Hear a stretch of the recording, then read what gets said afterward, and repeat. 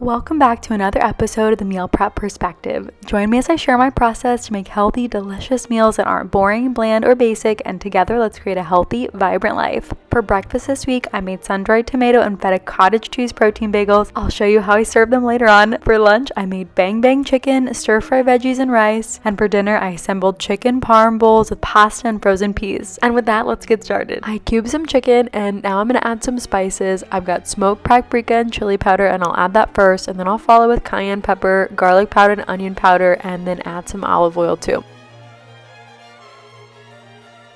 My husband's mixing them together, and I've got the wooden skewers soaking in water so they don't catch fire on the grill.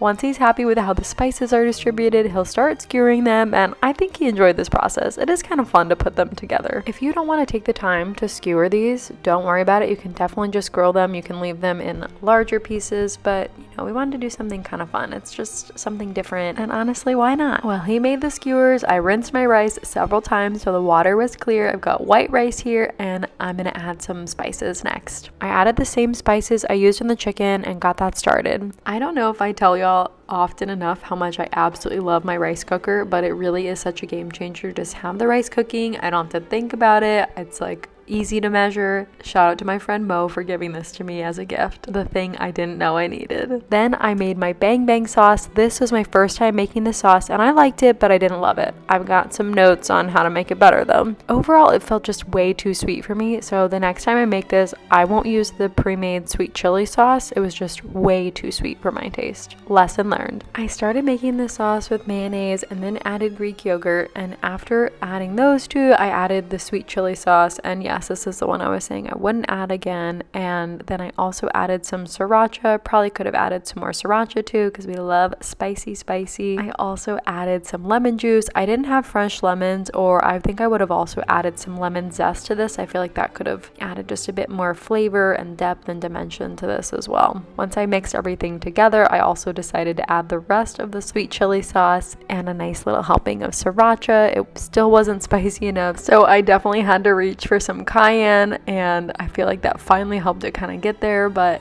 overall just way too sweet. I wanted this way spicier. It was like bang, but not like bang bang, so I don't know if that tells you anything. I set aside some of the sauce and I put it in a separate bowl because I knew I wanted to brush my chicken with this mixture, and I definitely didn't want to contaminate all of the sauce, so I just put it in a separate bowl and then brushed it onto all of these chicken skewers. That way everything stays non-contaminated, which, if you know me, food safety, very important to me. So I'll get that set up and I pass that off to my husband. He's gonna get those grilled up. Thanks, babe. And next, I also knew I wanted to add some vegetables into this. I had some stir-fry veggies, but I just really didn't feel like cooking them on the stovetop like stir-fry style. So I just decided, you know what, let's see if we can try to grill these. And again, a little crazy, I sprayed some olive oil. I was like, let me kind of like make it into like a packet. I don't know, it seemed a little far-fetched, but I was like, you know what, let's just make this easy, like on the grill. It's easy to take off the grill, so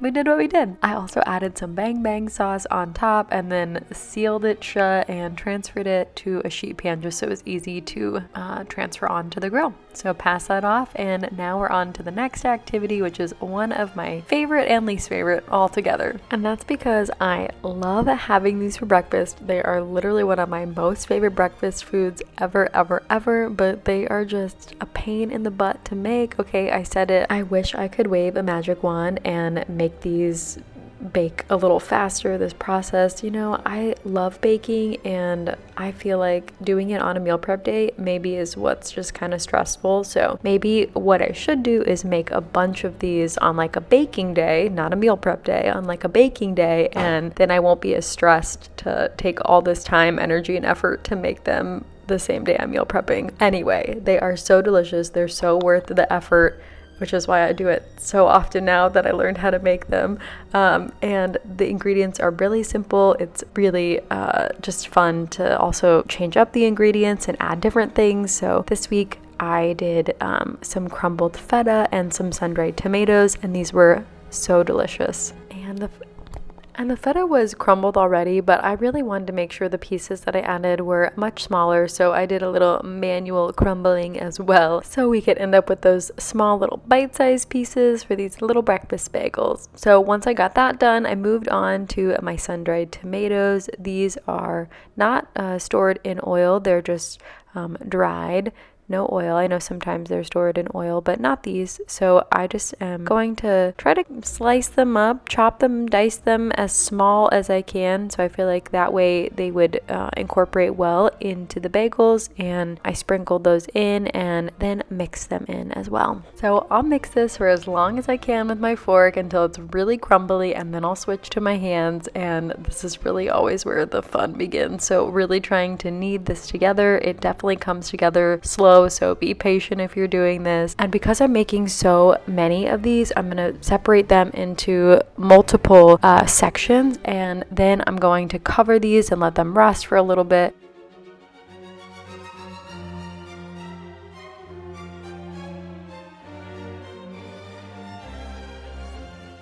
I'll get some plastic wrap on these, and then I'll let them sit on the side for a little bit so they can rest, and then I'll be on to the next task.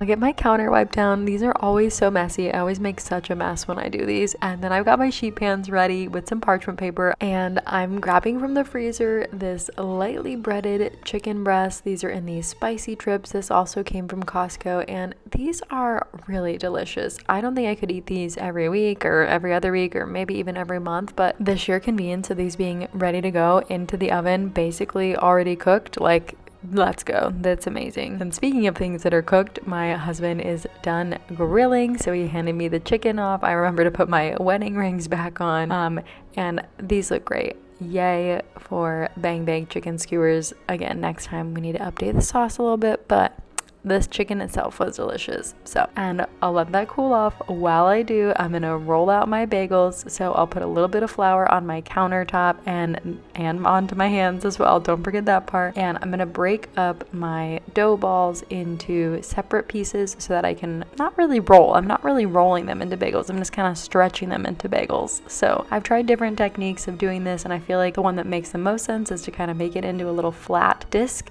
and then kind of punch a hole in the center. That seemed to work the best for me, and then kind of just shape it into a donut or bagel shape, and voila, we'll keep going with those. I'm making some larger ones and then also some smaller ones.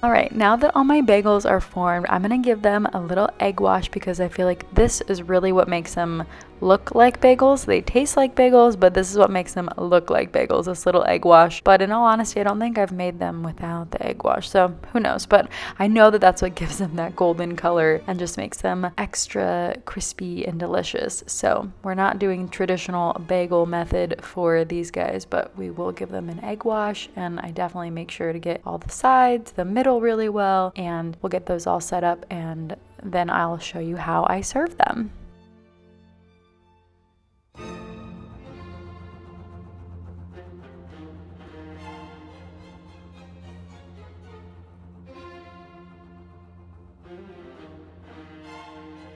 These babies are done and they're going into the oven, and all right, and now is the fun part. This is how I serve these. I have egg and avocado on here, and it's so delicious. So the first thing that I do is I'm going to toast my bagel. I'm going to use the same container that I had the bagel stored in, and I'm going to spray some coconut oil, crack an egg, give it a stir, and I'm going to microwave it. This is what I call an express egg. And then next I've got some avocado that came in this little single serve container. So my express egg is done. I'm going to spread my avocado onto my toasted bagel and then add my express egg on top, and these were so delicious. By adding the egg and the avocado, I really made this a complete meal. I've got protein, fat, and carbs, and I'm gonna feel full, satisfied for a long time. because of this combination. And look at that. Oh my gosh, they're so cute. And really, it makes all the work for the bagels totally worth it because it's just the best breakfast. I'm definitely making these again this week. And all right, I've got my rice out of my rice cooker, and I always run my little spatula along the edge first, and then that makes it much easier to get all the rice out. It doesn't stick to the sides really at all. So first thing I'm doing is adding some of my sauce into my bowl, and I love when the rice comes out all in one big piece. It's the best feeling. No rice left behind. So now that I've got that mixed up with the sauce, I'll put that on the bottom of my container as a little bed of rice. I'll continue with the rest of these, and then we'll be on to the next step.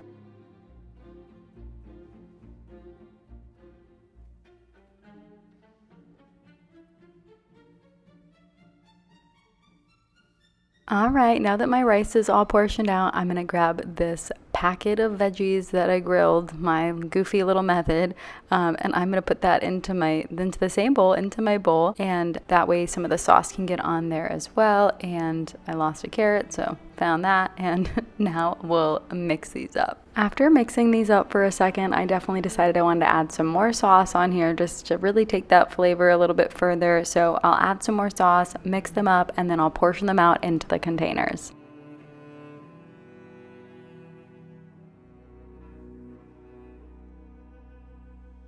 Now that my rice and veggies are in my containers, I've got my grilled chicken, and I was laughing because I could tell my husband ate one of these skewers and left the stick there. Thanks, babe.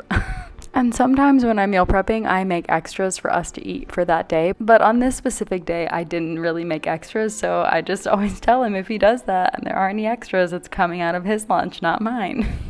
Well, I'll continue with these, pulling them off the skewers, and I'll get them into my bowl.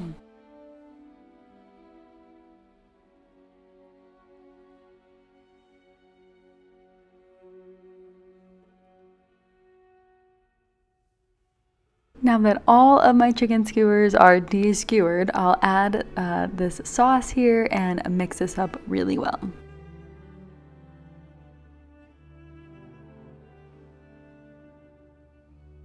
Now that they're mixed up really well, I'll get them portioned out into all of the containers.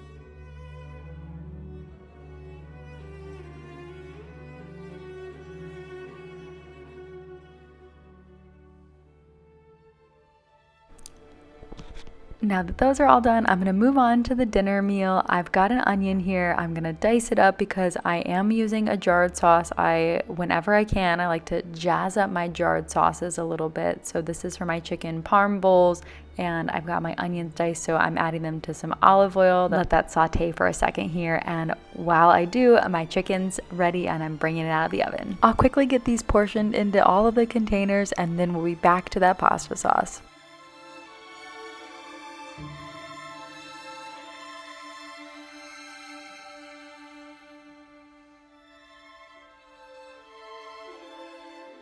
But before we get back to the pasta sauce, my bagels are all done and they just look perfect. They turned out so well. I'm so obsessed with these bagels, even though they are a lot of work to make. They are absolutely favorite. So we'll let those cool off and then we'll get back to our sauce. So my onions are mostly sauteed. I also added some garlic in here that I did off camera. Oops, sorry.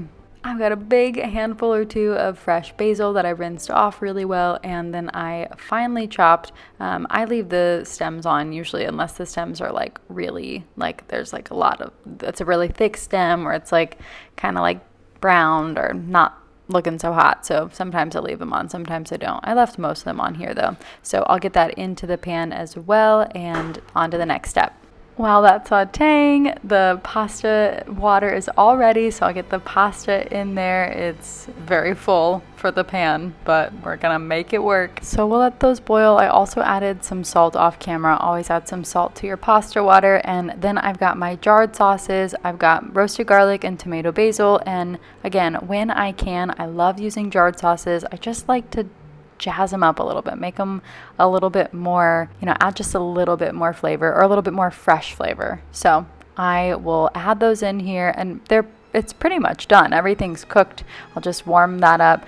And once my pasta is almost all the way cooked, I'll also add in a bag of frozen peas and let those simmer for a minute as well. And then I also decided to add in some shaker cheese, you know, some classic Parm, and got that stirred up. So I drained my pasta and my peas, added my sauce in there, and mixed this up really well.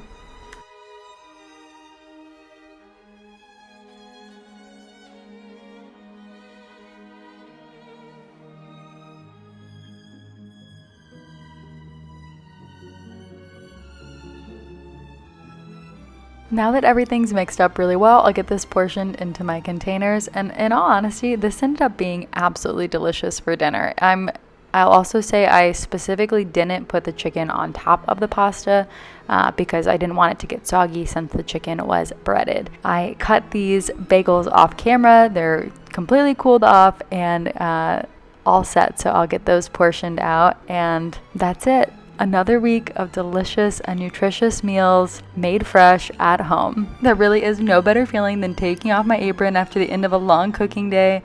And absolutely, I made a mess this week, so this apron's probably gonna have to soak for a little bit, but we'll make it work. Don't forget to hit subscribe, leave me a comment with your meal prep questions. I'll always reply, and I'll see you next time. Bye.